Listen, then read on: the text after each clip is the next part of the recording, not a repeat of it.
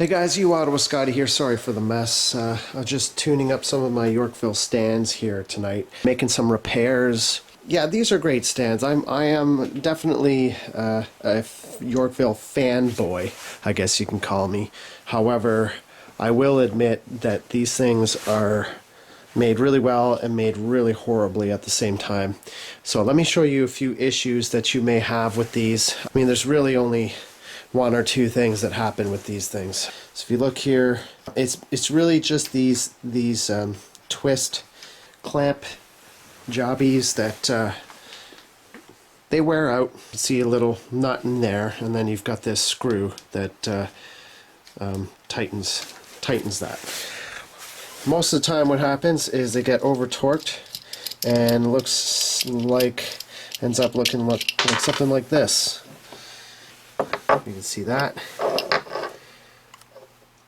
If you're watching this video, I'm sure you're familiar with this. So the threads just get chewed off. This is the shittiest metal I have ever encountered. It's just so easy to strip this stuff. I don't know if Yorkville is making these knowing that, you know, they fail and so they could sell new stands. I'm not sure, but they really definitely don't go out of their way to make that part of the stand very durable. As for example, this is the nut that is used for the clamp. So it's this thing going into that thing, and all of the weight of the stand, or sorry, the clamping force is with these two parts here, which clearly there's like maybe 3 threads in this bolt here. I don't know why that they don't just spend the extra 0.5 cents and put a proper bolt in there. This is also just the softest metal. Like you can I don't know. This is a different bolt. The bolts that are using are thread pitch 1.25. This is an M8 metric bolt. So if you're wondering what thread pitch and stuff like this, what you should do for regular maintenance of these stands is take a tap and die. So if you don't have a tap and die set, just borrow one from a friend, or I don't know, somebody you know will have one of these. And here is a, where do I have it?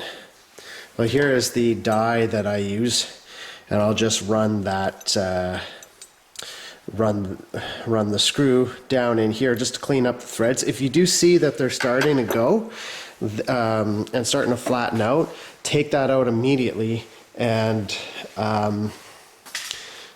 clean up the threads. That's gonna make things last a whole lot longer. And then if you have a tap as well, this is again a 1.25 thread pitch, metric 8. Use that and clean up the bolt as well, or sorry, the nut. And keep those two parts as in good condition as possible, and the stand will last a lot longer. The other thing with these stands is when you're tightening this part here, finger tight. Use the 3-finger rule, okay? Just finger tight. This doesn't need to be torqued down, like cranked down. And I think that's, well, it's obviously why they get stripped so easily. Like, they're not built very robustly in the first place, and if you really crank on that, you're just gonna tear the threads right out of it. So that's always what happens with these stands. You can see I'm dealing with the same thing with one of my keyboard stands. Look at this. It's just what happens. Like that.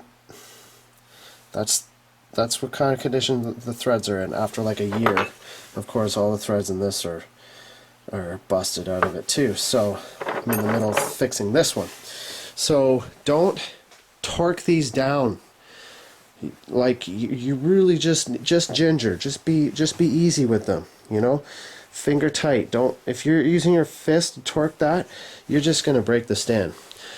Second thing to keep these stands in good shape, just go over all these points here. These are just 10mm bolts.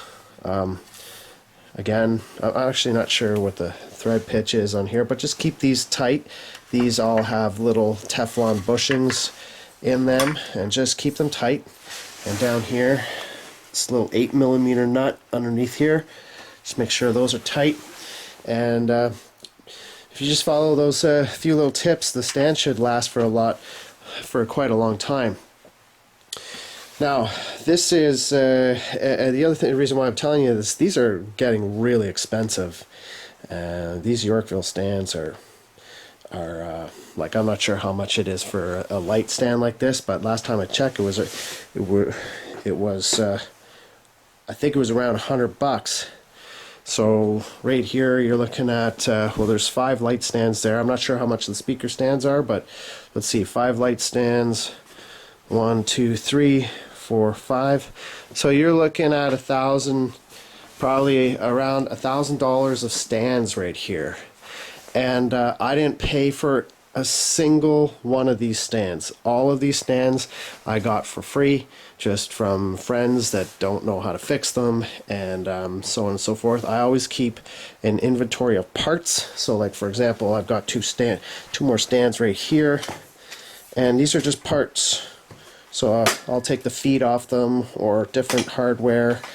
This one here, I'm not sure, I think one of the main tubes is bent, so you can see I've already harvested some parts off this, and all kinds of stands. I'll harvest the parts off it, and just all kinds of stuff like that. And you know, so yeah, I've got my sound and lighting business set up here, and I really have paid for very little, especially cables. I sniff out cables that are broken, just fix them up. It's not hard to fix this stuff. It's real simple stuff, and all of these stands would have ended up in the landfill. So also here I've got 8 microphone stands here, and didn't pay for a single one of those either. So you know, you're probably looking at a couple grand in just stands right there. But yeah, guys, these are easy to fix and easy to maintain. So but just don't torque these. Don't torque these very hard, and it should last forever. Just finger tight. Anyways, you Auto Scotty signing out. A little tip video there for you, and we'll see you next time. Oh, okay, that's why.